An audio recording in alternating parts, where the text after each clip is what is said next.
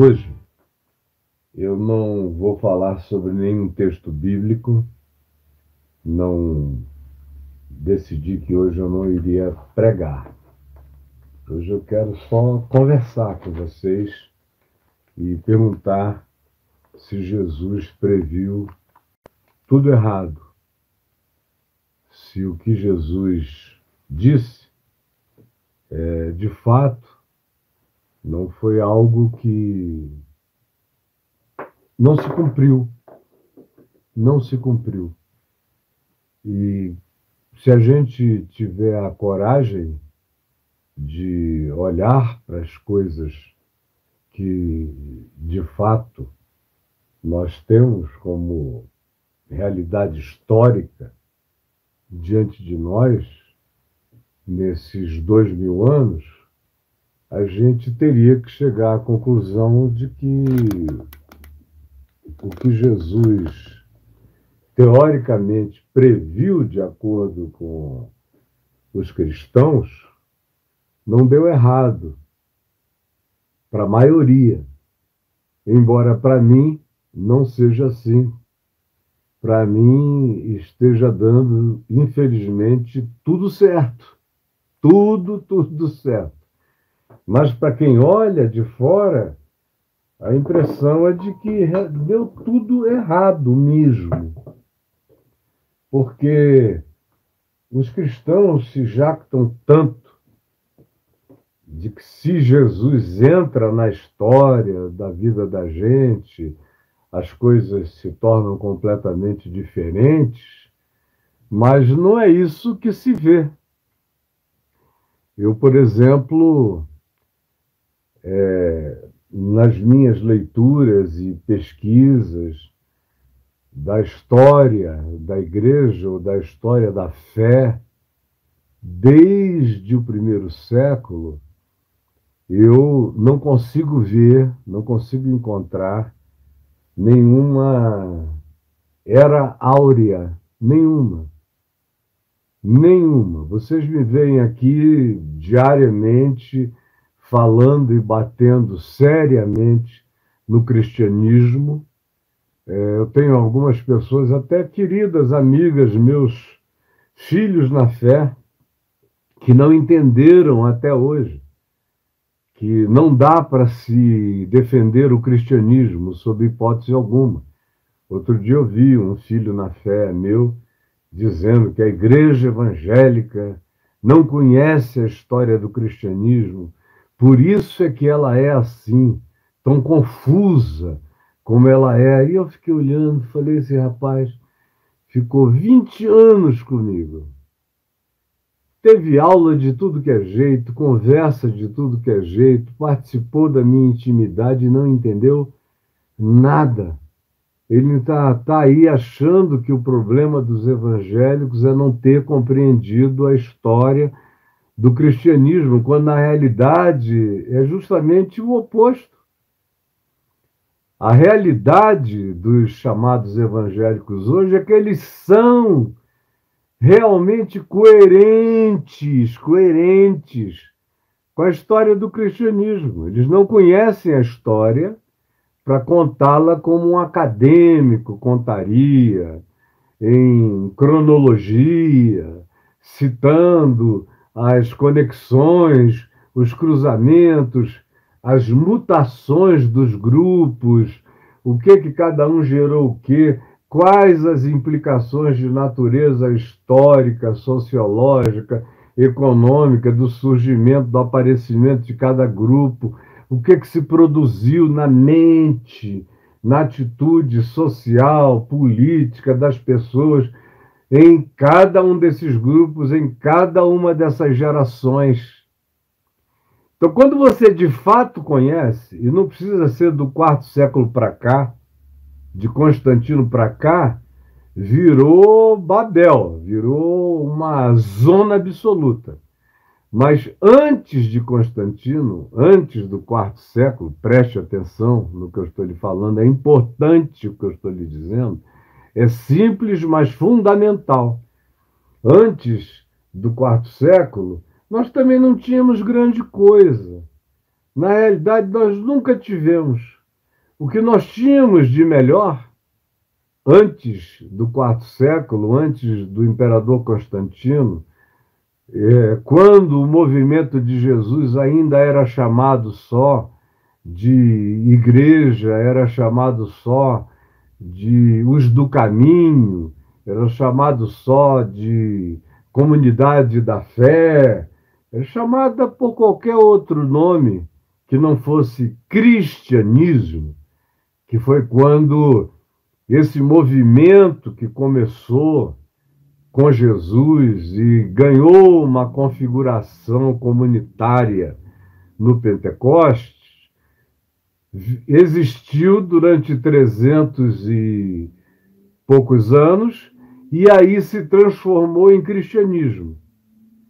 O cristianismo virou uma religião, uma potestade política, econômica, social, religiosa, e compete com as grandes potestades religiosas da Terra. Ela hoje ainda está em primeiro lugar, seguida de perto pelo islamismo, e depois vem os diversos outros grupos designados como religião, e o cristianismo entre elas. Antes disso, o cristianismo não era a religião, era o grupo dos discípulos de Jesus e era chamado de seita pelo Império Romano, porque era só uma seita do judaísmo, a seita dos nazarenos, a seita de Jesus. E assim, o que nós tivemos do dia de Pentecostes até Constantino e até a institucionalização do cristianismo no Concílio de Nicéia, por exemplo, no estabelecimento de um credo que para Constantino não tinha a menor importância. Ele não queria saber o que eles iam dizer sobre Trindade, sobre o Pai, o Filho, o Espírito Santo, sobre doutrinas, sobre salvação, sobre qualquer outra coisa. Ele não estava nem um pouco interessado.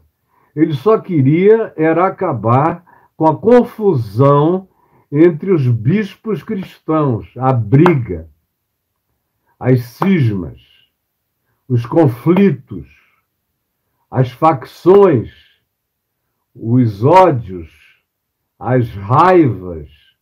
Ele queria acabar com isso.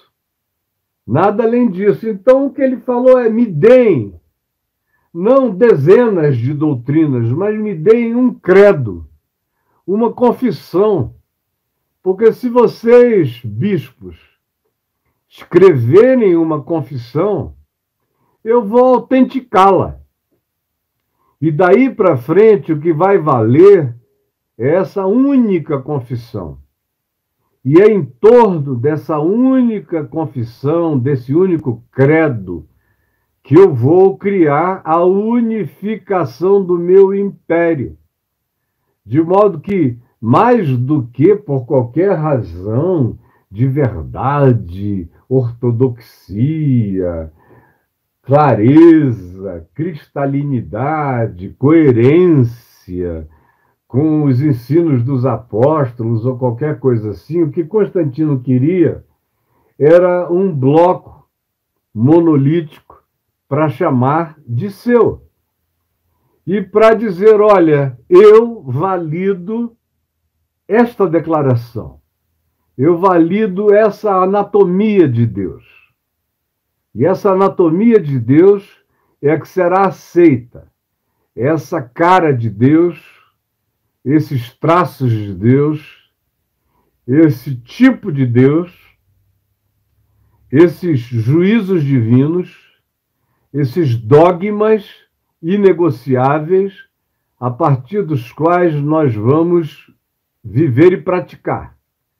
E quem não se enquadrar dentro dessas referências vai ficar fora dos benefícios, dos privilégios, das benesses, das riquezas, das propriedades, das isenções de impostos, dos bens transferidos, dos benefícios.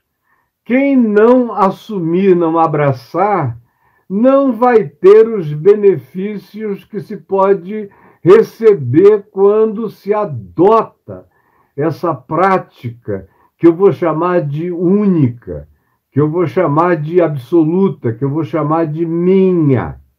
E quem quiser ter parte com os meus favores vai ter que adotar isso. E aí começa o cristianismo, essa religião que nada mais é do que uma religião, e como toda religião é um fenômeno de natureza social, de natureza econômica, de natureza política, e que pervade a história, fazendo as suas próprias manifestações de convicção se transformarem em leis de obediência. E aonde quer que aquele império atingisse, no caso o Império Romano, essas obrigações estariam em vigência. Elas não aconteceram da noite para o dia, foi um tanto suave, mas em poucos anos elas estavam estabelecidas como condição sine qua non para quem quisesse se dar bem dentro do Império Romano em todas as suas extensões. E assim foi o que aconteceu. Porém, a gente tem que ser honesto e dizer que não foi o cristianismo que, de fato, problematizou a nossa história de fé.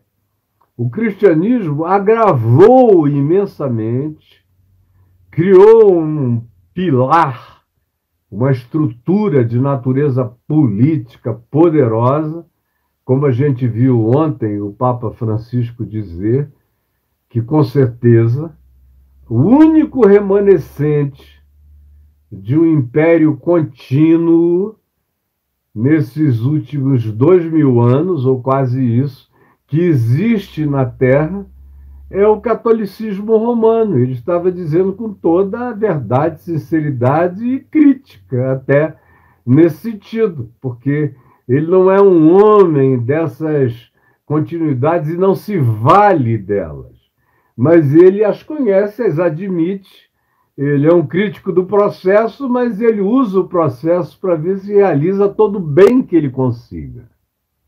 Mas antes de Constantino, antes do quarto século, a coisa era complicada. Nós não fomos do dia de Pentecoste até Constantino num mar de rosas, numa era áurea, linda, maravilhosa, de compreensão, de entendimento, de unidade, de perseverança nas mesmas coisas, de convergência nos significados.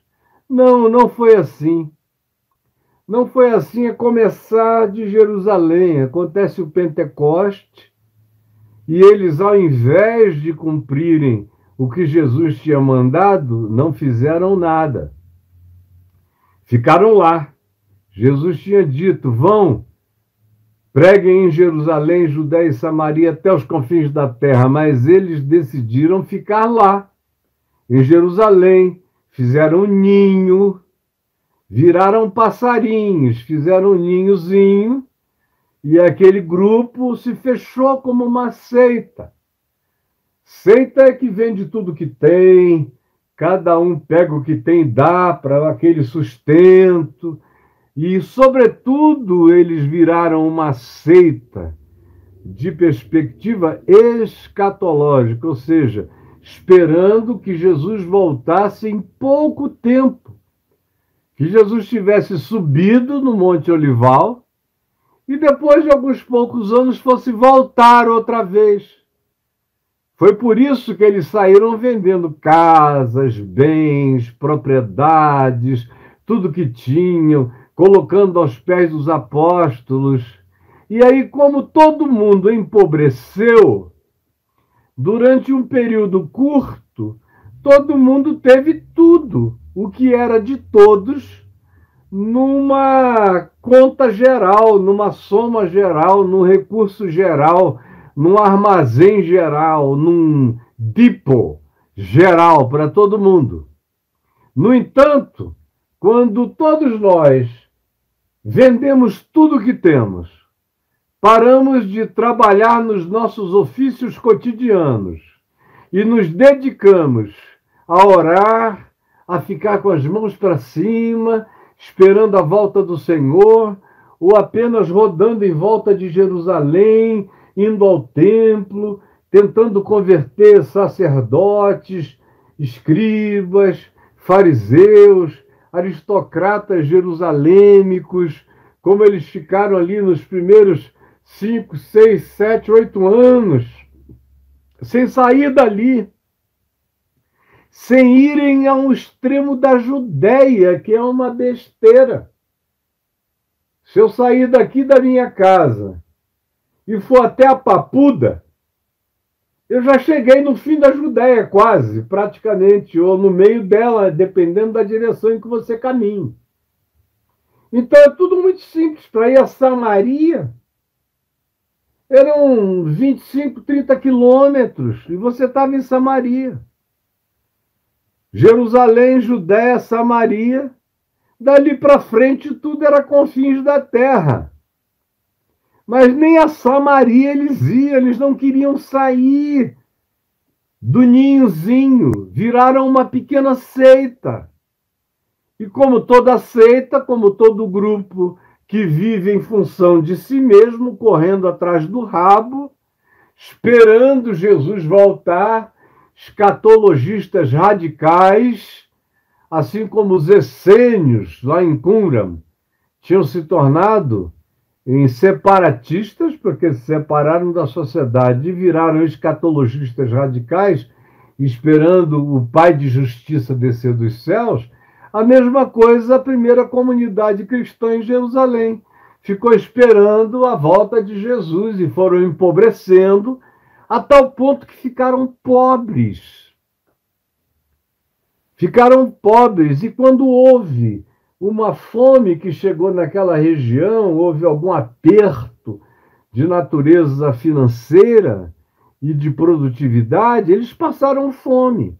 Já foram comunidades criadas por Paulo, em Tessalônica, em Antioquia, em outros lugares da Ásia Menor, que se solidarizaram e mandaram recursos para Jerusalém, os quais o próprio Paulo levou. Mas eles botaram tudo que tinham naquela caixa comum, esperando que Jesus voltasse antes da hora, como uma boa seita faz, e Jesus não veio, a pobreza chegou, uma desilusão bateu, e também perseguições vieram. Com as perseguições que chegaram, foi que eles começaram a se espalhar. Aí surgiram pequenos núcleos legais, como, por exemplo, em Antioquia. Eles viveram um período, 10, 15 anos, de um tempo bom, agradável, comunitariamente falando. Foram eles que mandaram a Paulo e Barnabé para a Ásia Menor, para o resto do mundo, para começarem a pregar. E Paulo e Barnabé foram, acompanhados de alguns outros, como João Marcos, e, enfim, um pequeno grupo, mas liderados por Barnabé e Paulo. Depois, Paulo tomou a liderança, Barnabé passou a ser uma coadjuvância. E eles é que vão começando essas comunidades. Algumas viveram períodos bonitos, mas curtos. Éfeso viveu período legal, 10, 15 anos, bons, pacíficos, talvez 20, muito legais, mas depois começaram a surgir as confusões, as divisões, os apóstolos falsos. Depois eu vou falar como é que esse pessoal vinha e de onde vinha, como surgia, o que defendia. Começaram a chegar. Corinto, por exemplo, nunca teve um tempo legal. Corinto sempre foi uma balbúrdia, uma zona, uma chacrinha, uma loucura. É só ler as epístolas de Paulo aos Coríntios e saber que aquilo foi mais ou menos a toada daquela comunidade. Ela nunca conseguiu melhorar em relação ao seu ambiente social e político. Corinto era um lugar complicado, era um lugar de grande devassidão. Era um verbo, Corinto virou verbo, verbo de sacanagem. Ele corintianiza, ela corintianiza, eles corintianizam, virou verbo para designar confusão, promiscuidade, o que você queira designar nessa perspectiva. Se você olha, por exemplo, uma comunidade legal, como a da Macedônia, que era um lugar pobre, eles viveram um tempo muito bom de comunidade durante a pobreza. A pobreza tem o dom de simplificar as coisas, de simplificar o amor, de simplificar as práticas, as ajudas, cada um ajudando um ao outro, mas cada um trabalhando e se virando. E conseguiram mandar até oferta para os mais necessitados. Mas depois de um tempo, e não foi tanto tempo, começaram a chegar as doutrinas estranhas, os pregadores esquisitos, os falsários, os exploradores. Você vê a mesma coisa em Tessalônica. Primeiro texto cristão do Novo Testamento, você deve saber, eu digo sempre isso, foi primeiro aos Tessalonicenses. As cartas aos Tessalonicenses foram bem primitivas. E você vê, pelo teor das cartas, você não vê as questões, as perguntas, você só vê as respostas, que é o que Paulo dá nas cartas. Então você tem a resposta de Paulo aos Tessalonicenses a primeira vez e a segunda vez. Pelas respostas, você entende a comunidade. Que comunidade era aquela? Uma comunidade que só pensava em escatologia. Só pensava na volta de Jesus. Na volta de Jesus era o pessoal já com problema na cervical, olhando para cima o tempo todo. E era um escatologismo desesperador, a tal ponto que Paulo tem que escrever dizendo: olha, ninguém engane vocês. Jesus não vai voltar assim, não. Antes que venha a apostasia absoluta, tão absoluta que vocês não têm nem como avaliar o significado dessa loucura. O que existe aqui entre vocês de estranho ainda é pequeno perto do que virá. Vocês nem sabem da missa, o terço. Mas o que está vindo aí é grave. Também não se engane, o Senhor não vai voltar antes que se manifeste o homem da iniquidade, o ser absoluto da maldade, de domínio absolutamente global e de maldade imperial, como nunca se viu, sem que necessariamente isso seja um império, mas uma dominação de natureza global. Por que ele disse isso aos Tessalonicenses? Porque a questão era sempre essa de angústia escatológica, quando Jesus vai voltar, e viver debaixo dessa agonia. Você consegue 1 ano, 2, 3. Eu vivi assim aproximadamente 7 anos, com esse escatologismo da minha geração nos anos 70, que foi provavelmente a geração mais escatológica do século XX, o que veio, as gerações que vieram depois da Segunda Guerra Mundial. Mas nos anos 70 houve uma explosão de produção escatológica nos Estados Unidos que tomou conta do mundo inteiro. E o Brasil não poderia ser diferente. E eu me converti nesse ambiente. Israel tinha se constituído em nação em 1948, aí os escatologistas dispensacionalistas pentecostais iniciaram uma escatologia de contagem regressiva, de 1948 até 1988, quando fizesse 40 anos que, segundo eles, cumprir-se-ia uma geração bíblica antiga, Jesus voltaria. E aí todo mundo esperou Jesus. Esperando o trem, esperando, meu Deus, para o ano que vem, para o século que vem, ficaram ali, um monte de gente que se cansou, desanimou, perdeu a esperança, porque esse tipo de coisa só produz desânimo.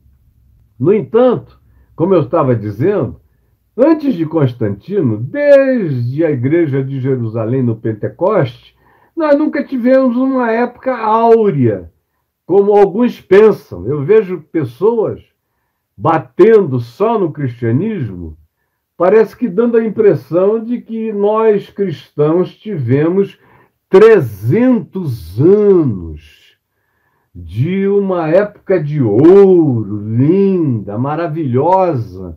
Isso nunca existiu. Nunca. Por exemplo, Paulo. Os piores inimigos de Paulo eram os judeus, puro sangue, das sinagogas, e os judeus cristãos, chamados de judaizantes, que eram os cristãos que queriam judaizar os novos convertidos, porque eles diziam que criam em Jesus, mas alguém que cresce em Jesus tinha que adotar toda a lei de Moisés e todos os costumes judaicos para serem cristãos verdadeiros. Esses foram os piores inimigos de Paulo. Quando você vê perseguições nos Atos dos Apóstolos, não são romanos, não são pessoas de outras etnias, são judeus. E são judeus cristãos, perseguindo Paulo e o evangelho da graça, e corrompendo a mente de pessoas. São esses acerca dos quais Paulo mais fala nas cartas dele. Ele fala sobre esses caras como os grandes inimigos 90 e tantos % das vezes. Ele não fala de romanos e nem de pagãos. Ele fala de gente que vem de Jerusalém. Jerusalém é de onde vem a perseguição, o mal, é de onde vem a Inquisição, é de onde vêm as pedradas. E mais do que isso, a própria igreja cristã que recebeu o Pentecoste foi se transformando, foi se desfigurando na realidade e foi ficando legalista. E foram fazendo sincretismo com o judaísmo do templo, até o ano 70, quando o templo foi destruído. A igreja em Jerusalém era profundamente sincretizada com o judaísmo local. E eles tinham muito mais comunhão com alguns sacerdotes do judaísmo e do templo do que com Paulo e com outros cristãos. Paulo era persona não grata para a maioria deles, nem entendiam o que Paulo pregava ou o que Paulo dizia. Foi indo visitá-los uma segunda vez que Paulo acabou preso, e depois disso foi para Roma e depois para a morte. E o pessoal da igreja em Jerusalém, Tiago, irmão querido, mas botou o galho dentro. Os que estavam ali em Jerusalém quando Paulo foi preso, Paulo diz que ninguém abriu a boca, ninguém falou nada. Se não fosse um parente dele, ele teria sido morto na estrada, porque tinha uma emboscada feita. E ninguém da igreja disse coisa alguma, exceto um parente, um sobrinho, que foi lá e disse: olha, diz para o capitão da guarda mudar a trajetória, aumentar a proteção, porque tem homens religiosos que juraram em anátema não comerem, não beberem até te matarem no caminho para Cesareia Marítima. Mas foi alguém de fora que veio ajudar, não foi ninguém de dentro. Aí você vai observando, naquele período apostólico, muitos apóstolos tomaram rumos diferentes. E você veja, se o próprio Pedro, que andou tão perto de Paulo, demorou demais a entender as coisas que Paulo dizia, a ponto de Paulo ter que dar uma bronca nele, que você lê aí na Epístola aos Gálatas, capítulos 1 e 2, é a bronca de Paulo em Pedro, pela dissimulação dele, Barnabé, não aguentavam a pressão da igreja de Jerusalém e eles faziam qualquer tipo de negócio para não serem mal julgados, mal interpretados pelos crentes legalistas de Jerusalém. Então, a começar de Jerusalém, a perseguição sobre Paulo. E Paulo não é perseguido praticamente por ninguém, por nenhum romano, a não ser por incitamento religioso dos judeus e do grupo dos judaizantes. E o grande padecimento dele, o grande espinho na carne, é que vem do povo dele, vem dos judeus. A pior angústia. O diabo de Paulo, o Satanás de Paulo, é o judaísmo raivoso, enciumado, e os cristãos judaizantes, que achavam que ele desconstruía a cultura judaica e as tradições judaicas junto aos novos cristãos pagãos, que o povo de Jerusalém queria que fossem judeus crentes, e Paulo queria que eles fossem quem eles eram, só que agora com a consciência do evangelho, não do judaísmo, não de Moisés, mas de Jesus, do evangelho. Era só o que Paulo ensinava. E para os judeus e para os cristãos judaizantes era blasfêmia. Ele era perseguido por isso, a ponto de Pedro depois dizer que o nosso irmão, amado irmão Paulo, diz coisas difíceis de compreender, as quais os instáveis e os que têm a mente corrompida distorcem para o próprio mal deles. Mas Pedro não saiu entendendo Paulo de cara. Paulo estava anos-luz na frente desse pessoal todo.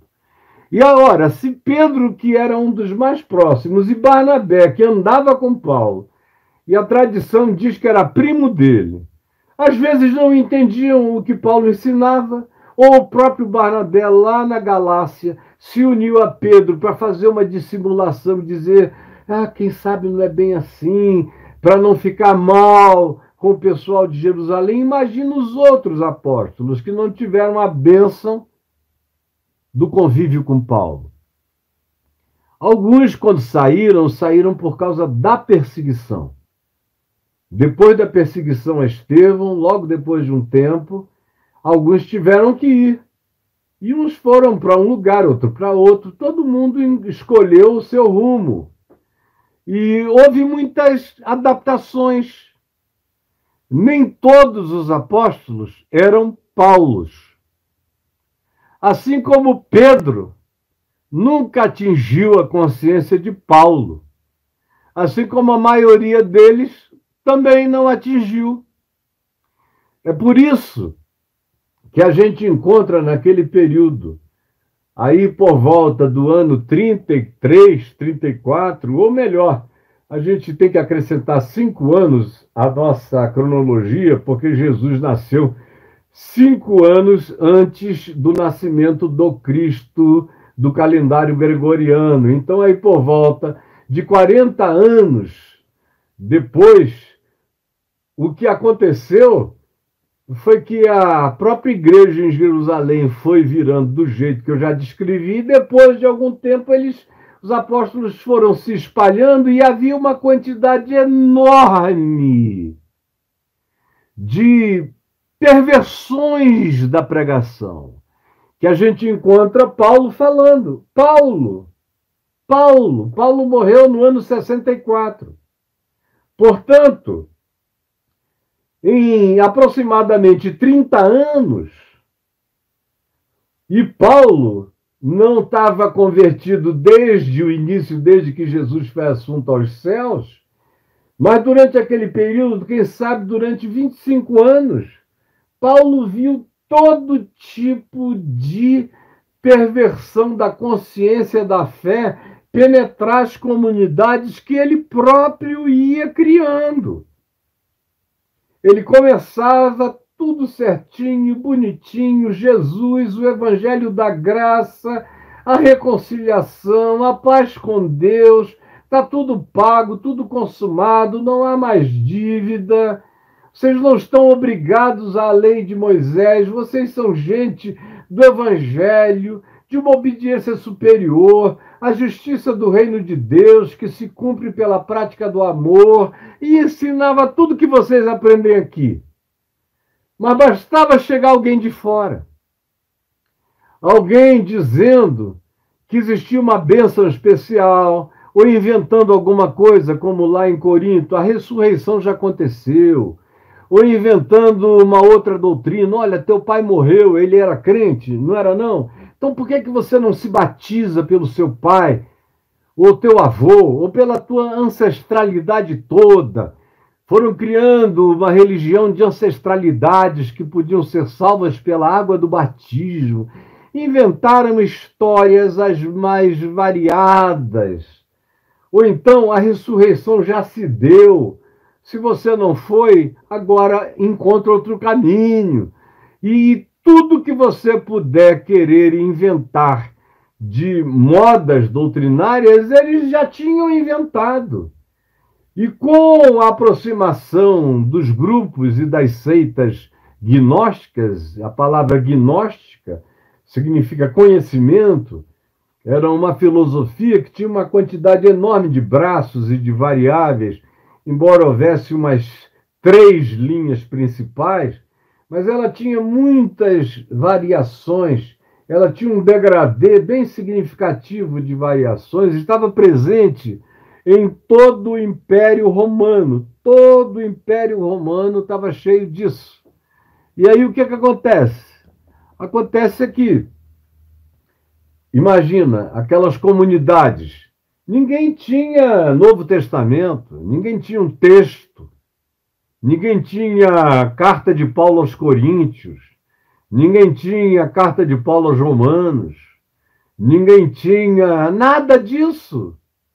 Até a carta aos Tessalonicenses, que foi a primeira, não circulou tanto de saída e no início.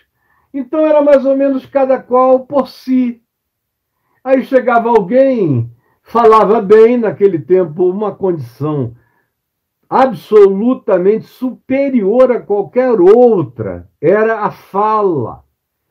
Eu ainda nasci numa geração em que falar bem colocava você acima de qualquer outra pessoa no pedestal do poder de comunicação. Não é como hoje, que quanto pior você fala, quanto mais errado você fale, quanto pior você conjugue tudo, quanto menos concordância haja, quanto mais básico, baixo e feio seja o seu português, melhor para você, mais você se comunica, mais o povo entende. Quanto melhor seja a sua fala, menos gente te ouve.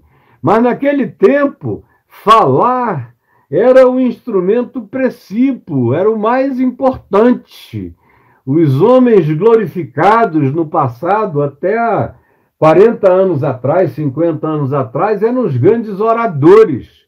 Então bastava chegar alguém falando bem, com desenvoltura, com eloquência, com capacidade, numa comunidade cristã, e o cara anunciasse uma doutrina gnóstica em nome de Jesus, dizendo que Jesus era gnóstico, e aí criava e construía para os pagãos das terras distantes, que não tinham visto Jesus, nem convivido com Jesus, nem sabido nada em primeira mão de Jesus, eles acreditavam no que diziam que Jesus era. Como acontece entre nós, o cara não lê Novo Testamento, não lê os Evangelhos, não sabe de nada, ele só vê YouTube e pregadores. Cada um diz uma coisa, ele crê em cada coisa que nem Deus acredita, nem o diabo crê, de tão malucos que são as invenções em nome de Jesus, em nome de Deus, em nome de tudo, e vocês embarcam, assim também como os gentios, os pagãos, daquele primeiro século faziam. Então, toda a sorte de maluquice dos gnósticos, e os gnósticos foram os principais, chegou. Grupo dos gnósticos que dizia: se você quer salvação, então tem que andar comigo. Porque os gnósticos ensinavam que a salvação só era concedida a quem recebia uma informação privilegiada que os outros não possuíam, de modo que você era salvo pela informação privilegiada, que para os outros ainda era um mistério. Eram cultos de mistério que tinham nascido no Egito antigo, mas o gnosticismo deu sofisticação e universalização a esses cultos de mistério. Aí um monte de gente dizia: não, Paulo vem aqui, prega na praça, prega para todo mundo, fala para todo mundo. A mesma coisa com Apolo, a mesma coisa Timóteo, a mesma coisa todos os que o representam. Eu quero uma coisa misteriosa. Eu quero algo que seja só meu. Eu quero fazer parte de uma elite. E aí esse pessoal que gosta de ser a elite do saber, que sabe o que ninguém mais sabe, como é aqui entre nós ainda hoje, tem um monte de gente caindo na mesma história. E aí caíam como uns bobinhos, e Paulo sofre. A carta dele aos Colossenses, metade dela é para bater nisso. Tem outras cartas que ele escreve onde porções da carta é para bater nisso. Aos Colossenses, por exemplo, ele diz: parem com essa história de segredo, de mistério, porque todos os mistérios e todos os segredos estão em Cristo Jesus, o nosso Senhor. Não estão em nenhum lugar longe ou fora de Jesus. Em Cristo vocês têm tudo, absolutamente tudo. Assim como, de um outro lado, você tinha seitas do gnosticismo que diziam: olha, o que a gente faz com o corpo não afeta o espírito. Se você no espírito praticar determinados atos de preces, de mantras, de silêncio, de interiorização e de repetição de conhecimentos que a maior parte das pessoas não sabe, você, espiritualmente falando, está elevado e salvo. O que você faz com o corpo não importa. Não importa. Assim como tinha os judeus do ascetismo que diziam que se você pegar isso, tocar aquilo, beber aquilo outro, vestir aquilo outro, você está contaminado e perdido, tinham os gnósticos que diziam: olha, pode comer quem você quiser, pode ter quantos homens quiser, quantas mulheres quiser, pode se promiscuir. O que você faz do corpo não atinge o espírito, fica tranquilo. E aí vem as grandes promiscuidades, como o Apocalipse chama de a seita dos nicolaítas, que era basicamente assim, um grupo gnosticista promíscuo, tinha tomado conta de quase tudo na Ásia Menor. Ou então você tinha aqueles outros grupos gnosticistas que ensinavam quase tudo como um apóstolo ensinaria, exceto pelo fato de que você teria que fazer algumas confissões gnósticas que faltavam ao conhecimento cristão original.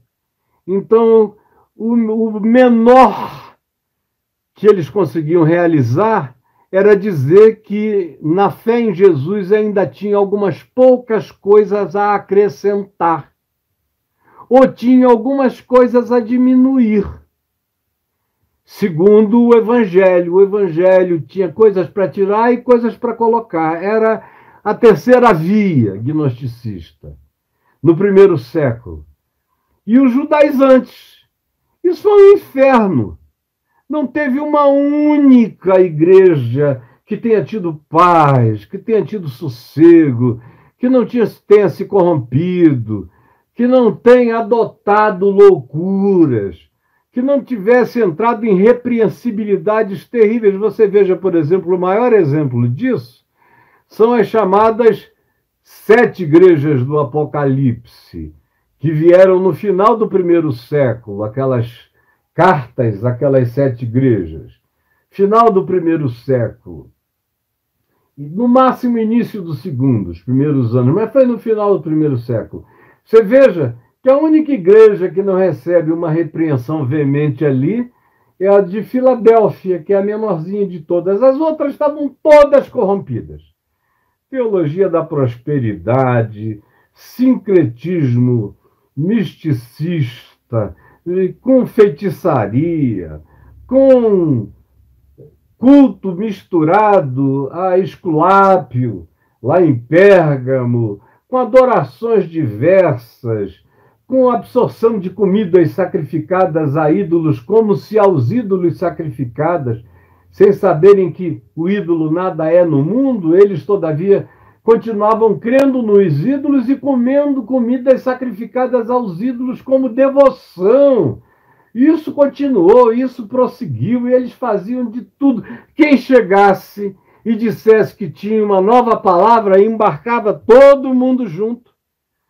No segundo século, foi mais ou menos a mesma coisa. Com um pouco mais de recurso.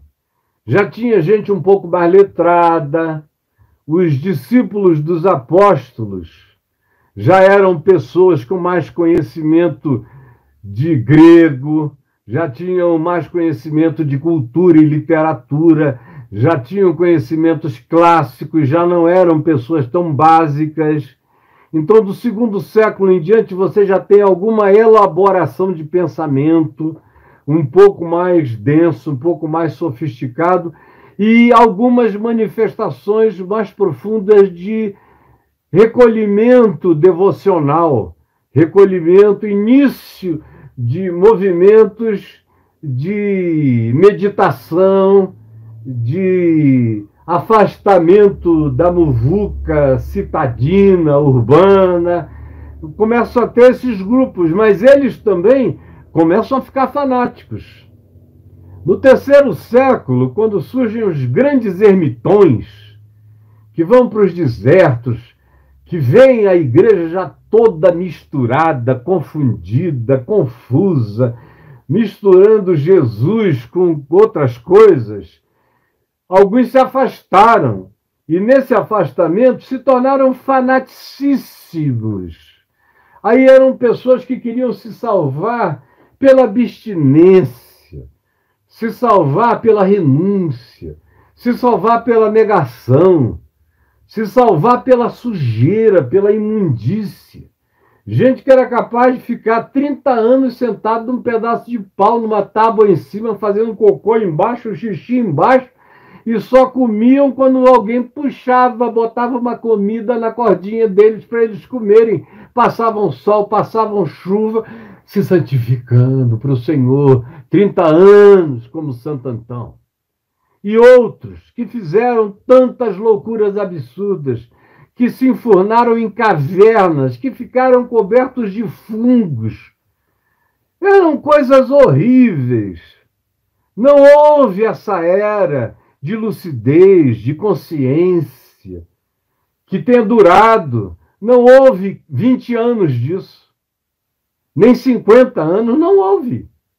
Mal houve 10, 15 anos de saúde, quanto mais um tempo mais longo. Não houve um século áureo. No século IV veio o cristianismo, e aí o que vem daí para frente, eu já falei bastante, é loucura, loucura, loucura, continuando e sofisticando a loucura anterior. Quando a gente pula, dá esse salto do século IV para o século XVI, a gente dá um salto aí de 1.100 anos praticamente, não são 1.200, 1.100. E você chega e começa a chegar perto dos pré-reformadores, dos movimentos de leitura da Bíblia, de tentativa de divulgação da Escritura, Wycliffe e alguns outros semelhantes a ele, são pessoas isoladas. Não é algo que tem a ver com uma consciência geral. Geralmente são seres solitários, são vagalumes. John Hus não era um líder de um movimento grande, era um ente solitário, por isso foi logo liquidado. E a coisa mais maravilhosa dele foi ter dito: olha, hoje vocês estão matando aqui um bichinho, um pequeno ganso, mas daqui a 100 anos vai aparecer um cisne que vocês não vão poder calar. E aí todo mundo atribuiu isso a uma profecia dele sobre a vinda de Lutero, que em relação a ele, que era um ganso, chegou Lutero com aquele poder de um cisne, e apoiado logo depois por príncipes, por principados, por nações, pelos alemães, pelos germânicos, traduziu a Bíblia. Aí a gente pensa que aquela foi uma era áurea. Só o ignorante pensa isso. Aquilo podia ser áureo para 1, para 2, para 3, para 10, para poucos. Para a maioria, não. A maioria continuou na ignorância. E quando a Escritura, o Novo Testamento, foi para os camponeses alemães, a maioria deles não transformou aquilo em consciência profunda do Evangelho e nem da graça. Aquilo virou apenas um símbolo de autorização para romper definitivamente com o Vaticano, com a Igreja Católica. Aí começam guerras, revoltas, choques de todos os lados, que vão tomando grupos, principados dos francos, se espalhando por outros lugares da Europa, até que chega a Grã-Bretanha, que já tinha um evangelho que tinha sido pregado lá no início por São Patrício aos irlandeses, mas que também não criou uma era de ouro. Ele foi um homem de ouro, mas não criou uma era dourada. Nem tampouco Lutero. Criou foi uma grande divisão, um grande cisma. Um cisma enorme, cheios de guerra para defender as posições. Não tem paz e amor, louvado seja Deus, não, é espada e cacete. E defesa, e ataque, e briga por territórios, por dominação. Aí começam reis querendo se casar de novo, o catolicismo não permitia, como era o caso de Henrique VIII. Aí vamos criar uma igreja para nós, onde a gente case os divorciados, e vamos romper com o catolicismo. Aí nasce o que hoje a gente chama de anglicanismo, onde até hoje a rainha é a cabeça da igreja. Mas houve uma era áurea? Não. Muita morte, muito cadafalso, muita forca, muita ignorância. O próprio anglicanismo foi de uma ignorância e de um obscurantismo absurdo. Só não sabe quem não conhece nada. Aí você tem o movimento calvinista. Aí chegam os reformados e dizem: essa foi uma era áurea. Não sei quando. Nunca deixou de ter violência, perseguição, inquisição. Já tinha havido Inquisição católica, depois continuou a haver Inquisição espanhola e portuguesa contra judeus e também contra protestantes. Continuaram as Inquisições. Genebra de Calvino nunca foi um paraíso, jamais foi um paraíso.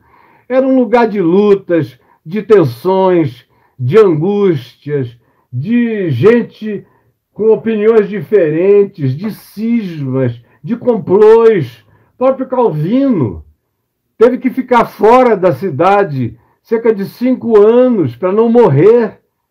E gente que discordou dele quando ele estava com poder, como foi o caso de Servetus, foi para guilhotina, foi poupado da fogueira, porque Calvino disse: uma morte mais humana será cortar a cabeça, vai ser mais rápido do que a fogueira. E aí isso já foi um grande ganho de humanidade, de acordo com os reformados. Mas nunca teve essa era áurea no século XVI. Muita guerra, muita gente morreu por causa de uma fé que diz que é amor, mas que provocou morte, muito mais morte e dor do que a entrega consciente do amor. Aí começa, no século XVII, o que você tem a contra-reforma, que já começou no século XVI, dos católicos, contra a reforma protestante. Depois do século XVII, as divisões se exacerbam dentro do protestantismo, arminianismo por um lado, calvinismo por outro, anglicanismo no extremo norte. Aí começam as grandes divisões de pensamento, nunca é só pensamento, sempre tem hostilidade, sempre tem choque, sempre tem violência. Isso segue em tempos de conflito o tempo todo, nunca houve paz. Enquanto isso, na Inglaterra estão surgindo os Quakers, separatistas, os puritanos, querendo atravessar o oceano para fundarem a Nova Jerusalém. Os Estados Unidos da América foi fundado sob uma doutrina chamada de Manifest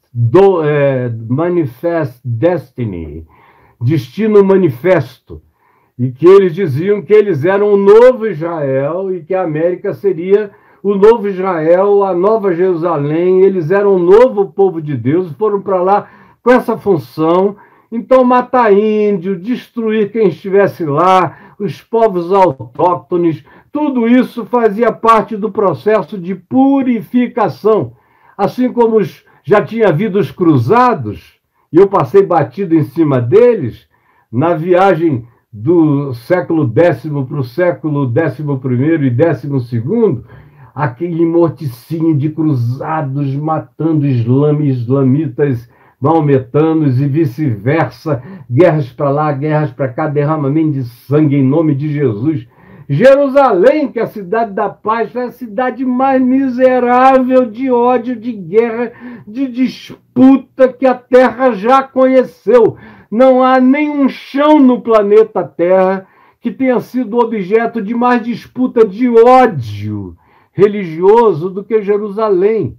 E os cruzados foram um exemplo tópico disso, mas entre nós continua exatamente igual. Exatamente do mesmo modo. Uma amiga minha, semana retrasada, teve uma experiência de calor de fé. Ela não é evangélica, ela é só minha amiga e recebe o evangelho aqui comigo. E ela me ligou, ela tem dinheiro, ela me ligou: olha, Caio, eu estou indo até Jerusalém, vou sozinha. Eu quase que falei: não vai não, fulana. Espera para você ir comigo, porque eu tinha absoluta certeza que ela iria se desapontar. Aí logo depois ela me mandou um vídeo de lá, dizendo: eu estou tão desapontada. Eu vim aqui em Belém, encontrei esse muro da vergonha separando. Eu peguei carro para dentro dos territórios palestinos, eu me senti tão mal. E andando por dentro de Jerusalém, no primeiro dia eu estava feliz, mas depois eu fui observando aquela igreja do Santo Sepulcro, que coisa mais feia. E onde eu vou é conflito entre grupos e seitas cristãs, cada um querendo ser o dono do pedaço. Eu falei: pois é, por isso é que eu quase te pedi para não ir. Ela falou: mas eu prometo que eu vou contigo no ano que vem. Eu digo: você vai fazer outra viagem, onde tudo isso é mostrado com uma crueza danada por mim. Ao mesmo tempo, você vai ver outras coisas que você jamais vai conseguir enxergar sozinha. Jerusalém não é um bom lugar para um leigo visitar sem alguém que conheça muito para ajudar. Do contrário, vai sair com mais impressões. Então, voltando aqui, século XVII, século XVIII, aí já é o cristianismo ocidental, americano, inglês, os movimentos missionários para salvar pagãos, já tinha vindo o pessoal espanhol e português para cá no descobrimento das Américas, com a chacina dos indígenas. Tudo isso é movimento cristão. É a cruz e a espada, de um lado e do outro, em nome de Jesus, para matar os astecas, porque faziam sacrifícios humanos. Então os cristãos, para santificarem o terreno em nome de Jesus, mataram todos os astecas, como um sacrifício a Deus, limpando o chão, porque eles matavam um aqui e outro ali, nos seus dias de festas. Eles resolveram matar logo milhares e milhões, porque em nome de Jesus não há pecado nisso. Fizeram isso em toda a América Latina, destruíram as populações indígenas todas, da América Latina, da América do Sul. Foi um morticínio, como poucas vezes houve. Enquanto isso, nos Estados Unidos, os cristãos americanos estavam liquidando todas as etnias indígenas em nome de Jesus. Aí vem o meu filho na fé, ou alguns deles, que parece que esqueceram tudo que aprenderam comigo e me diz, e eu fiquei ouvindo ele falar com uma convicção. Minha gente, com autoridade, a igreja está como está, porque os cristãos de hoje não conhecem nada do cristianismo. E ele é assertivo assim. Se conhecessem, não estariam assim. Eu falei, meu filho, você que não está sabendo de nada, rapaz. Não leu nem a história do cristianismo com um olho só, leu de olho fechado. Estava em braille e você não sabe ler braille, você não vê que foi uma calamidade só até o dia de hoje. Aí você que está me assistindo aqui, não viu a gente chegar no século XIX, mas está mais perto. Aí começam a surgir os movimentos de avivamento do século XVIII para o século XIX. Aí o fanatismo dos movimentos de avivamento foi se transformando na regra, na prática de piedade cristã. Não haveria piedade cristã sem aquele tipo de fanatismo puritano dos avivalistas, do sofrimento, das renúncias, do não beba isso, não coma aquilo, não transe no domingo, não beije o peito da sua mulher, não faça sexo oral, não deixe ela tocar em você, transe, se possível, só para reproduzir. Se não der, vá lá, mas é papai e mamãe, e tal, e tal, e tal. Isso chegou a ser prática de costume ensinado em seminários. E os caras iam servir a Deus assim, sabendo até como enfiar. E aonde era pecado e aonde não era. E perseguia quem fazia diferente. E aí a gente tem o século XIX, aquele século de tristeza cristã, e inicia-se o século XX com a presunção de que era o último século da história e que, portanto, os cristãos iriam evangelizar o mundo inteiro no século XX. E eu sou filho desse século e desse movimento. Quando eu nasci no meio do século XX, 10 anos depois do fim da Segunda Guerra Mundial, a grande ênfase que tinha sido parada pela Primeira Guerra Mundial e que não pôde ser continuada entre a Primeira e a Segunda Guerra, porque foi praticamente um tempo de preparação para a continuidade. Eu não faço, por exemplo, distinção histórica clara entre a Primeira Guerra e a Segunda Guerra. As mesmas pessoas que eram os protagonistas presentes na Primeira Guerra eram os líderes da Segunda. Eu não tenho tempo de mostrar isso, mas você iria ficar chocado de ver a continuidade. E aí o que é que acontece? Quando acaba a Segunda Guerra, e aquela foi uma coisa apocalíptica, Nunca ninguém tinha visto nada igual. Imagina só, a Terra. Você pode somar Gengis Khan com Alexandre o Grande, com Ciro o Grande, com Nabucodonosor, com quem você quiser. Some as maldades. Antíoco Epifânio. Bota todo mundo junto. Os grandes símbolos da maldade humana não dão meio Hitler. Sei lá se meio Hitler, talvez um terço de Hitler. Nunca a humanidade tinha visto 60, 70 milhões de pessoas morrerem assim, ó, num espaço curto de tempo. Curto. Menos de 10 anos. As mortes mais intensas em 4 anos. E aí, logo depois, quando a Segunda Guerra terminou, o comunismo russo, soviético, abraçou o leste europeu e tomou todos aqueles países como seu. E foi por isso que de um lado surgiu a OTAN, de outro lado o Pacto de Varsóvia, que terminou em 1991, quando a União Soviética caiu, não tinha mais dinheiro nem para sustentar a própria vida cotidiana dos russos, por exemplo. Eu estive lá nesse período 2 vezes, era fome, era miséria, era frio, estava horroroso, estava acabando tudo. Então, o que acontece? O que acontece é que o mundo ficou dividido em Guerra Fria, e os americanos, como a maior potência que emergiu da Segunda Guerra, e como era também o maior país protestante do mundo, decidiu que era agora a sua missão do Destino Manifesto evangelizar a terra toda para Jesus poder voltar. E aí o grupo evangelizador tomou o texto de Mateus 24, e será pregado este evangelho do reino a todas as nações, então virá o fim, e concluiu que o fim viria assim que os cristãos conseguissem pregar a todas as etnias.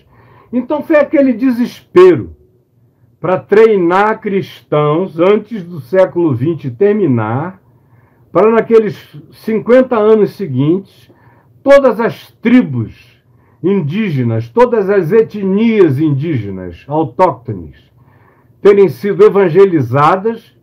Para eles, o simplismo era tão grande que bastava um membro da tribo crer, que já se considerava aquela etnia alcançada. Aí foram todas as estratégias, os congressos de evangelização, os maiores, dos quais eu participei de quase todos. Congresso, eles veio de Berlim, aí eu ainda era criança, eu não fui, é óbvio, mas aí depois começaram a vir os congressos das décadas de 60, eu não fui, eu ainda era adolescente, mas meu pai já foi. Aí vieram os congressos do início dos anos 70, eu não fui ao primeiro, ao de Lausanne, na Suíça, mas o reverendo Antônio Elias, reverendo Davi Glass, meu pai, várias pessoas da minha intimidade foram, e dali para frente eu já era convertido, em 74, dali para frente eu passei a ser convidado para todos, e depois para participar pregando em todos, e para fazer aberturas ou encerramentos e coisas assim, até o Congresso de Manilha, que foi nas Filipinas, que foi o último grande congresso do movimento de Lausanne, onde eu fui convidado para ser o keynote speaker, pregando para todos aqueles milhares de pastores que estavam lá reunidos, e eu tive uma angústia no meu coração que se misturou com um problema cardíaco, mas mais forte do que o problema cardíaco foi a minha angústia de falta de paz de ir. Porque eu tinha uma convicção profunda no coração, naquele final dos anos 90, que a gente estava apagando as luzes e que não havia nada que eu pudesse dizer naquele lugar que fosse impedir qualquer coisa, porque já estava virado. O que a gente tinha, que nunca foi bom, já estava entornado, emborcado no mundo inteiro. A teologia da prosperidade já tinha tomado conta de tudo. Era só dinheiro, era só vantagem, era só loucura, era só triunfalismo. E a janela 1040 de pregação para os muçulmanos já tinha se mostrado fracassada, não ia também a lugar nenhum. E aí começam os grandes escândalos, escândalos, escândalos, escândalos, e a gente entra no ano 2000 andando para trás e vendo os obscurantismos dos primeiros séculos, do quarto século, da Idade das Trevas, dos obscurantismos pós-século XVI, da Reforma Protestante, do catolicismo e dos fanatismos puritanos, tudo isso junto, num pacote só, que é o que a gente tem hoje, um grande pacotaço de mentiras de todos os lados. Aí vem o meu filho na fé, que ficou comigo 20 anos, todo dia, e me diz: a igreja só está assim porque os evangélicos não conhecem a história do cristianismo, senão seria diferente, aprenderiam como poderia ser diferente. E eu me perguntando: onde, filho? Isso coube na vida de pessoas. Pessoas, sim. Eu conheço milhares de pessoas que viveram a fé. Viveram a fé. Não fossem essas milhares de pessoas, Nietzsche teria a razão absoluta quando ele disse que o único cristão que ele conheceu foi Jesus. E é uma frase ótima, como quase todas as frases de Nietzsche. Até aquelas com as quais eu não concordo, eu acho ótimas como frases. O único cristão que eu conheci foi Jesus. Nietzsche disse: o cristianismo, se é que houve algum, terminou quando Jesus morreu e não ressuscitou. Acabou ali. O resto foi falácia. E é óbvio que eu não creio nele. Jesus ressuscitou. E todos aqueles que genuína e profundamente encontraram com ele e entenderam sua mensagem e a praticaram, foram pequenos cristos andando solitariamente neste mundo. Pequenos cristos, pequenos Jesuses, Jesusas, andando, pregando, incompreendidos, profetas solitários, tratados como hereges ou deixados na marginalidade, sozinhos. Você sabe disso. E sabe que continua assim. E a pergunta que eu coloquei aí no texto foi: Jesus errou? Jesus errou? Me responda. Jesus pensou alguma coisa diferente? Jesus cria na vitória da fé? Me responda. Jesus esperava que houvesse uma era áurea, onde a maior parte do mundo cresce em Jesus e houvesse um tempo lindo de amor, de justiça, de paz, de verdade. Me diga, Jesus ensinou isso? Se ensinou isso, me diga quando. No meu Novo Testamento, esse texto só começa, sabe quando? Na Nova Jerusalém. É quando todos os povos, nações e etnias e línguas da terra vêm, sobem ao Cordeiro, a Nova Jerusalém, para adorá-lo em espírito e em verdade, e comerem das folhas e dos frutos da árvore da vida, que é para a cura dos povos. Fora isso, onde foi que Jesus disse? Ao contrário, eu só vejo Jesus dizendo: não temais, preste atenção, olha aqui para mim, você, meu filho. Não temais, olha para mim, menina. Não temais, ó vós, pequeno rebanho, porque ao meu Pai agradou dar-vos o seu reino. Ele não disse não temais, ó grande rebanho, rebanho poderoso, valentes de Deus na terra, guerreiros dominadores, cruzadistas da verdade, dominadores de governos, reinando em glória com Cristo sobre os reinos e os pagãos da terra, agora, hoje, sendo os ayatolás de Deus nesse mundo, dando as leis, as regras, ditando os usos, os costumes, as normas, as formas, as ideologias. Não, Jesus nunca disse. Ele disse que a porta é estreita e são poucos os que entram por ela. Ele disse que o caminho é estreito e são poucos os que acertam com ele. Ele pergunta, porventura, quando o Filho do Homem voltar, encontrará fé na terra? Porventura, quando o Filho do Homem voltar, encontrará fé na terra? Qual é a resposta a essa pergunta retórica? Qualquer um, por mais apatetado que seja, sabe que é uma negativa. É não. Não haverá fé na terra quando o Filho do Homem voltar. Haverá religião. Haverá cristianismo. Haverá poder terreno em nome de Deus.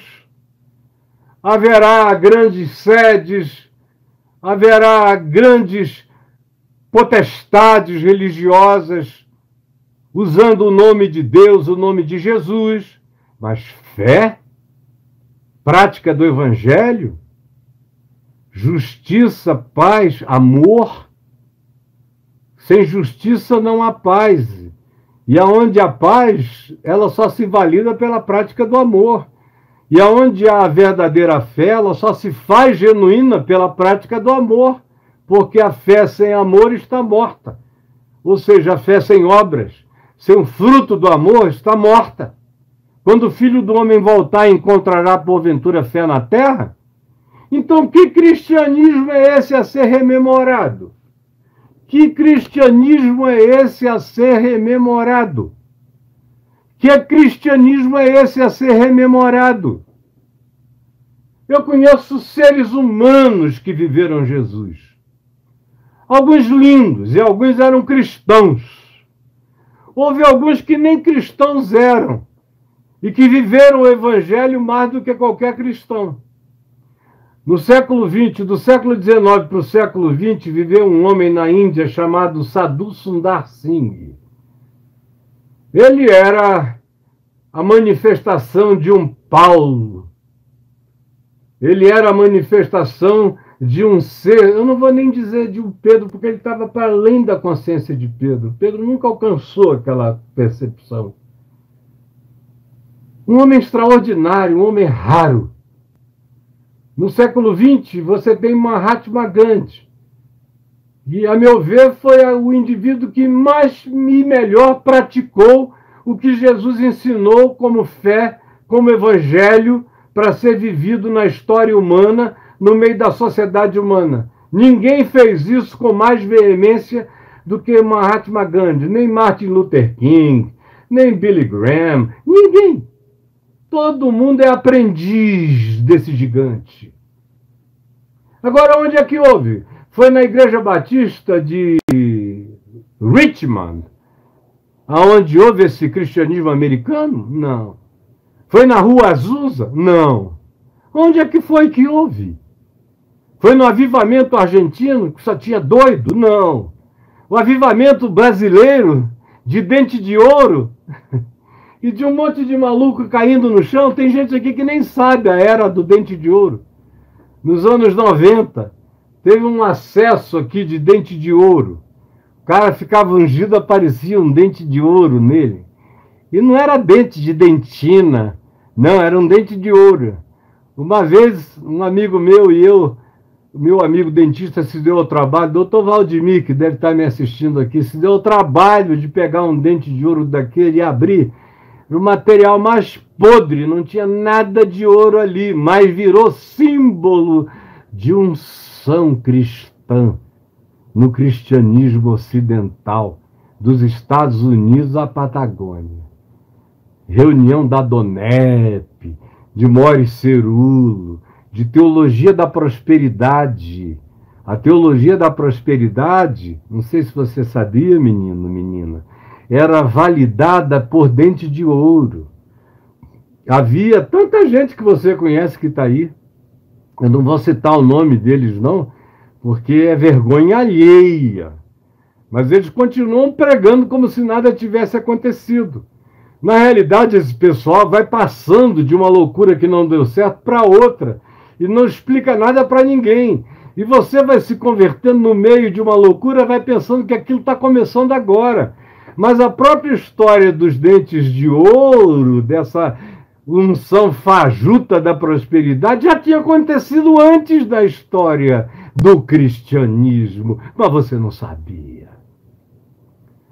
E aí você chega hoje aqui em volta. Está aqui, ó. Tem alguma coisa diferente de tudo que eu narrei? Você encontra pessoas. Eu conheço. Jesuses brasileiros. Jesusas brasileiros. Mas eu não encontro um único movimento que você possa dizer por mais de 10 anos que continuou com esplendor original. Não conheço. Eu participei de movimentos apostólicos do tipo Atos dos Apóstolos em Manaus. Eu e meu pai tivemos o privilégio de ver o que uma verdadeira igreja de Deus pode ser. E eu vi durante 10 anos, meu pai deve ter visto durante uns 15 anos, o que uma verdadeira igreja de amor, de perdão, de misericórdia, de graça pode ser, de harmonia, de unidade, de respeito, de reverência uns pelos outros, de carinho, de acolhimento. Eu vi isso. Dr. Shed, que foi lá me visitar em Manaus, falou, hospedado na minha casa: Caio, eu só vi o que está acontecendo aqui na leitura do livro de Atos dos Apóstolos, no capítulo 19. Isso ele me falou na cozinha da minha casa, em 1977, 78, por aí. Eu ouvi outros dizerem a mesma coisa. O Hans Burke.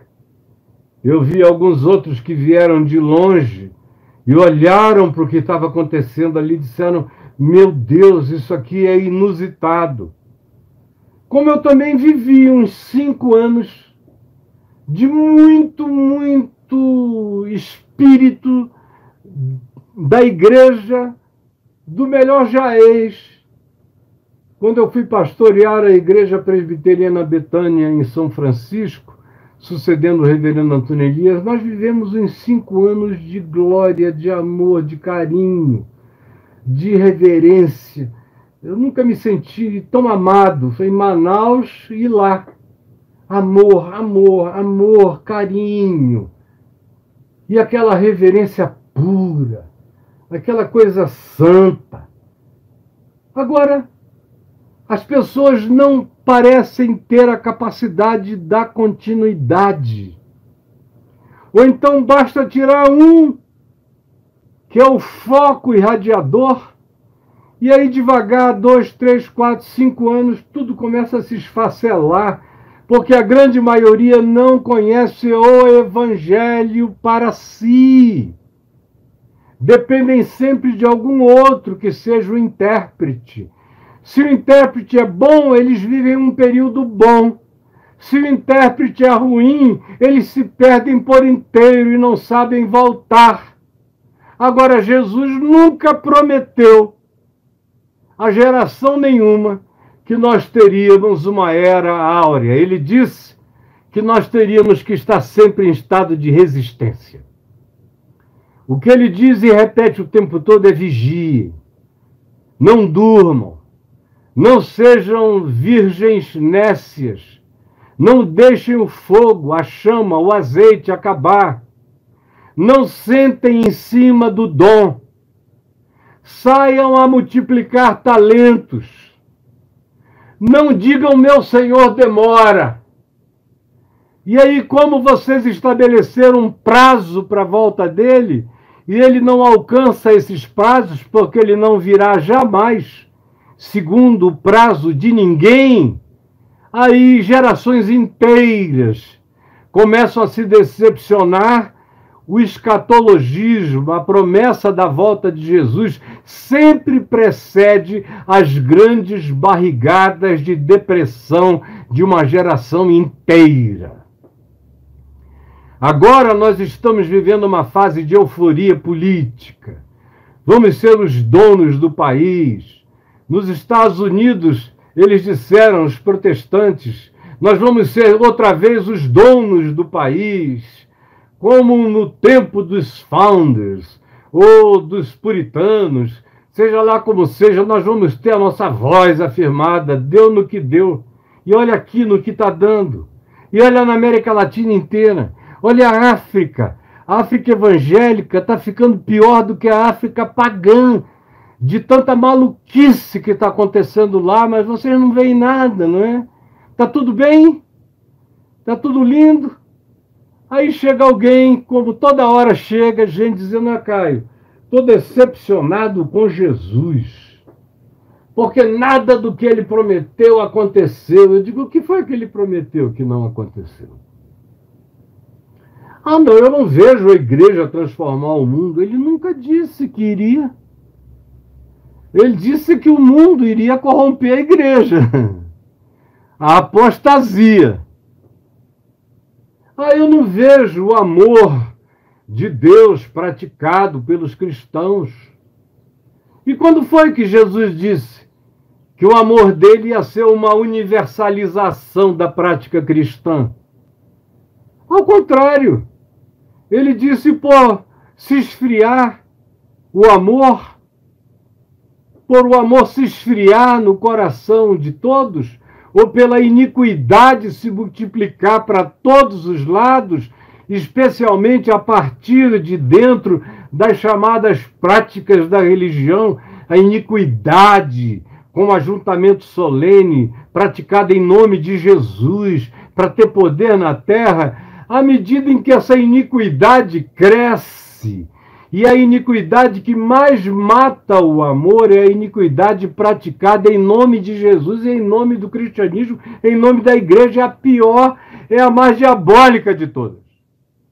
Por se multiplicar a iniquidade, o amor se esfriará de quase todos. E sem amor, não há fé em Jesus.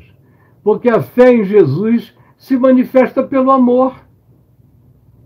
E Jesus disse que se nós quiséssemos, está lá em João 17, na sua oração sacerdotal, ele disse: se nós quiséssemos que o mundo cresça, nós teríamos que nos amar uns aos outros, que o único sinal, o único milagre, a única sobrenaturalidade, o único prodígio, o único poder a impressionar o mundo não seria de ressurreição dos mortos, nem abrir olhos aos cegos, nada disso, que qualquer profeta fajuto ou paranormal pode fazer. Em mentes impressionadas. Não. Ele disse que seria: se vocês se amarem uns aos outros, o mundo crerá. Se vocês não se amarem, o mundo não crerá, nem que todos os mortos ressuscitem, não crerá.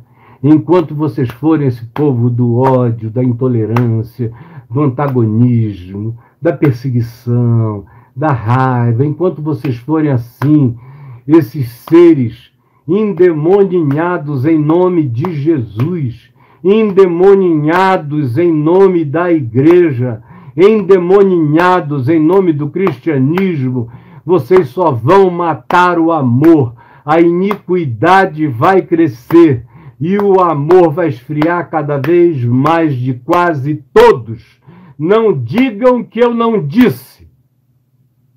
Eu não espero nenhum tipo de avivamento da igreja na Terra, do planeta. Eu nem creio nisso, é uma palavra que foi inventada no século XVIII, não existia antes.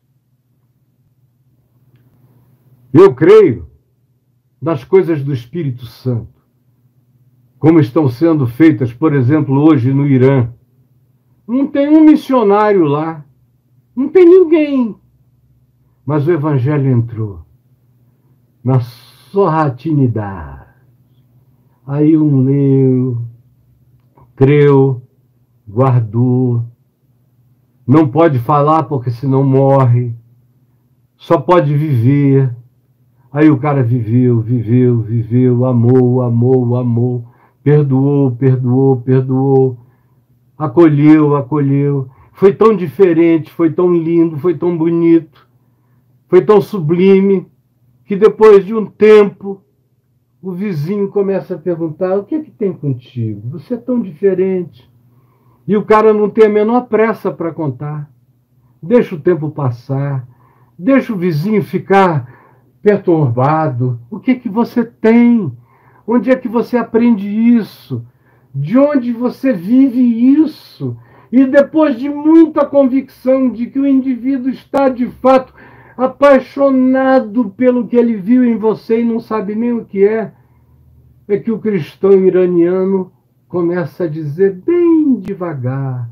Primeiro ele começa a dizer só os ensinos do amor, do perdão, bem devagar, e depois de muito tempo, quando a pessoa pergunta: quem ensinou isso?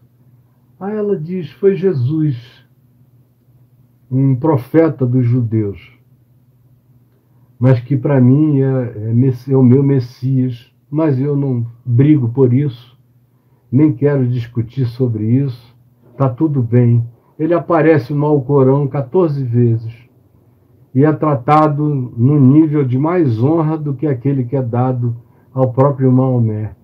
E aí abre o Alcorão e mostra, e deixa o Espírito Santo trabalhar com o compromisso de que o cara não vai trair, porque se trair é forca.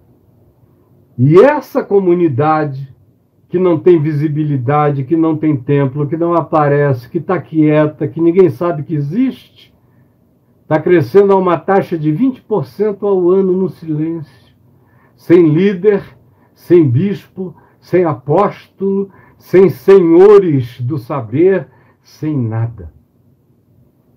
Nesse tipo de obra silenciosa do Espírito Santo eu creio. Eu creio na ordem de Melquisedeque. Eu creio no que o Espírito Santo vai fazendo fora da instituição religiosa.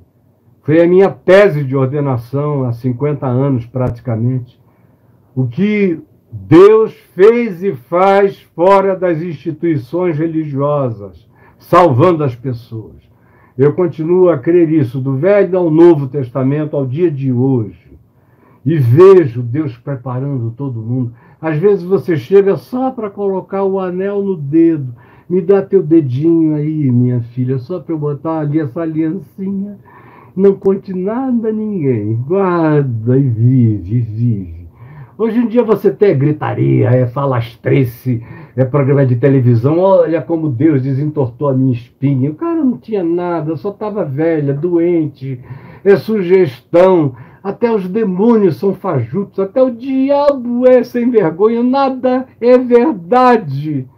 A pregação não é verdade, os ministérios só pensam em dinheiro, em fama, em like, em aparição, em visibilização. É só isso, é só farisaísmo, é só trombeta na praça, é só maluquice, vocês aplaudindo e vibrando. Meu Deus! A igreja está crescendo e eu daqui olhando, chorando de ver a ignorância de todo. Até do meu querido discípulo, filho na fé, que estava dizendo: a igreja só ficou feia assim porque o povo não aprendeu a verdadeira história do cristianismo. E eu dizendo: meu filhinho, não diga isso, você está falando uma besteira que não tem tamanho, que não sobrevive a meia hora de conversa, só nós dois juntos. Para com isso. Nós não somos discípulos da igreja. Eu não sou discípulo do cristianismo, de cristianismo nenhum, de igreja nenhuma. Eu fui chamado para ser discípulo de Jesus. Ele disse, vem e segue-me. Eu estou seguindo a ele, não a igreja. A igreja, se tiver juízo, me siga. Porque eu estou seguindo a ele, foi o que Paulo disse. Eu estou seguindo a Jesus. Se vocês que são da igreja, aqui de Colossos, de Éfeso, de Corinto, de Roma, de qualquer lugar, eu estou seguindo a Jesus. Quem tiver juízo, me siga. Veja como eu pratico, veja como eu ensino, veja como eu sou, o que de mim vocês aprenderam, em mim viram, isso pratiquem, e o Deus da paz será convosco. Paulo não era discípulo da igreja de Jerusalém, não deu a mínima para isso. Era discípulo de Jesus, ficou 3 anos sozinho no deserto da Arábia, sendo discipulado pelo Espírito Santo, fazendo a síntese das promessas sobre o Messias com aquilo que o Espírito de Deus revelava a ele, o Cristo que ele tinha encontrado às portas de Damasco. 3 anos de síntese. E aí ele sai pela terra dizendo, eu não tenho outra coisa a ensinar senão aquilo que eu pratico, que é o que eu aprendi de Jesus e que eu encarno. E quem tiver juízo, preste atenção em como eu estou vivendo. Esse é o chamado. Mas vocês não, vocês são discípulos de igreja, de denominação, de grupos os mais variados, brigam por isso, por doutrina, por dogmas, se odeiam, por ideologias políticas. E o que é que a gente pode esperar? Que o cristianismo tem alguma coisa a acrescentar? A não ser, não beba vinho, não tome cerveja, não se masturbe, não transe assim com a sua mulher, não fique nessa posição, não ponha desse jeito, nem dessa forma, nem isso, nem aquilo. É um negocinho que, meu Deus, me dá vergonha, nojo. Tenho um sentimento de asco de ver tamanha ignorância. E você, meu amigo, não fique iludido comigo, viu, querida? Não fique esperando de mim nada além do que eu estou dizendo aqui, do que eu digo todo dia. Agora, se você quiser fazer um serviço, um favor a uma quantidade enorme de amigos, mande essa mensagem que você viu agora. Mande, eu não vou conseguir ler o que vocês estão escrevendo aqui, porque sai tudo ao contrário aqui no meu celular, e eu não consegui abrir o meu laptop aqui no... Deixa eu ver como é que eu me acho por aqui, ó. Cadê eu? Para ver se eu consigo ver vocês e as perguntas. Não creio que eu vá conseguir, porque eu vou te dizer, eu sou ruim disso. E o Braulio, coitado, está lá tentando ver se conserta o que aconteceu aqui com a gente, e porque o aparelho dele quebrou e ele não conseguiu fazer de lá, por isso eu entrei sozinho, ao vivo, aqui com você. E olha como é que eu sou ruim desse negócio. E não dá para ler porque está tudo ao contrário. Só se eu ficar assim. Não dá para ler.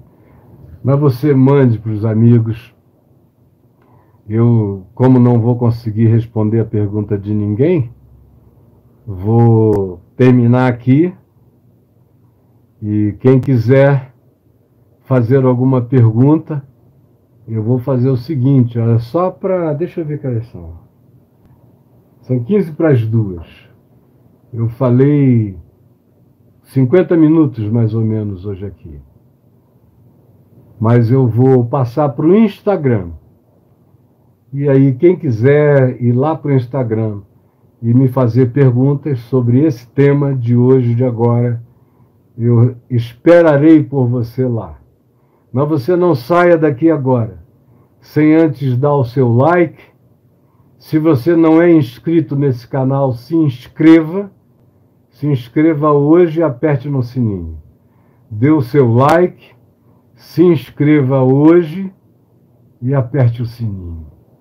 Jesus, eu não estou preocupado com quantos vão gostar, nem com quantos vão seguir, nem com quantos vão aplaudir.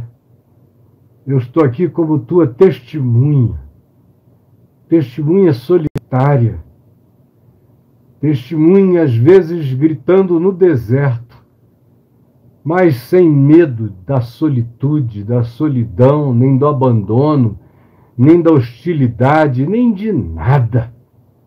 Porque eu sei que a tua palavra me habita.